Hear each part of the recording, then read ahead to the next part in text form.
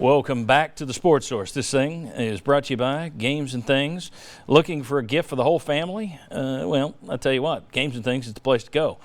Billiards tables, foosball tables, air hockey tables, ping pong tables, they got it all, plus home theater seating for football games and big holiday movies. Gift cards are a great last-minute stocking stuffer as well.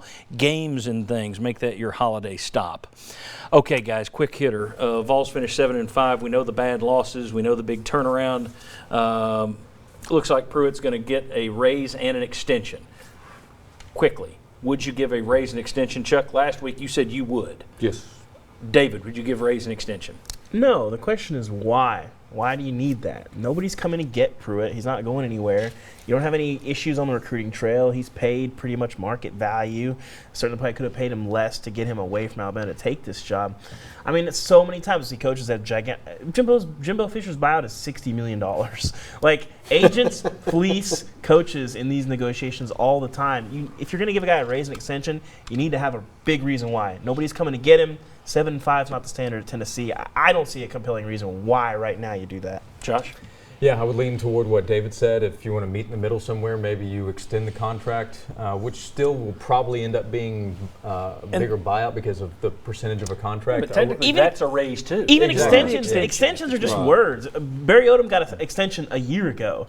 He's fired. Like these things. But he's going to get more buyouts. Yeah, exactly. It's just like I think it's just the way it works. ADs get themselves in trouble with this all the time. I don't think it has to be a huge raise. I think something. I want to make sure the staff receives something.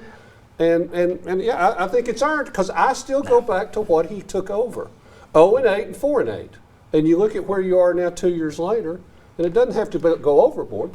And the perception in recruiting, Josh, I think it does help. Extension, no Yes. raise. Sorry, extension, no raise. I just too many times people around here complaining, people all over complaining. Oh, these buyouts are crazy. Why is UT spending money like this? And now, because the guy goes 7-5 after a year where you lost to Georgia State, you're saying, oh, we got to give him a raise. I tell you what, if Florida State comes after him the way UCLA came after Barnes, open the checkbook. If they don't, here's an extension. Thank you. Technically, that gets you another year on your buyout. Sends a nice message. Let's move on. Pat on the back. Keep it going. Take a look at this table very quickly. Exactly.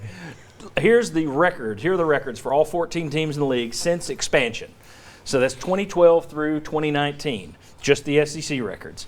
As you can see, Alabama is just so far ahead of everybody else. Tennessee only 35 games back in the loss column there. 11th out of the 14 teams in the SEC. Boy, look at Arkansas. 6 games behind Vanderbilt, and that's a proud program with big tradition. That's not great. Anyway, Tennessee 11th out of 14. Here's my quick question for you. I'm not asking goal.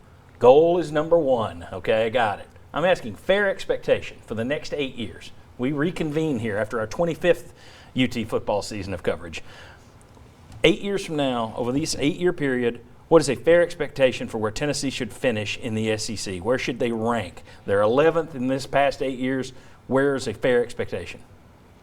I would say 5th. I looked at Texas A&M and Auburn, and playing in the East, an easier division to compete against. You still have Florida and Georgia, which I would think you expect to be ahead from a record standpoint. Tennessee should be ahead of where Auburn and Texas A&M are.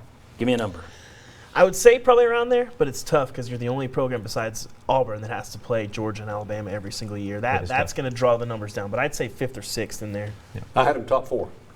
Wow. I think it's a fair expectation. In 8 years, yes. To be 4. ahead, you're either going to be ahead of Alabama, LSU, Florida, or Georgia. And that may be 4.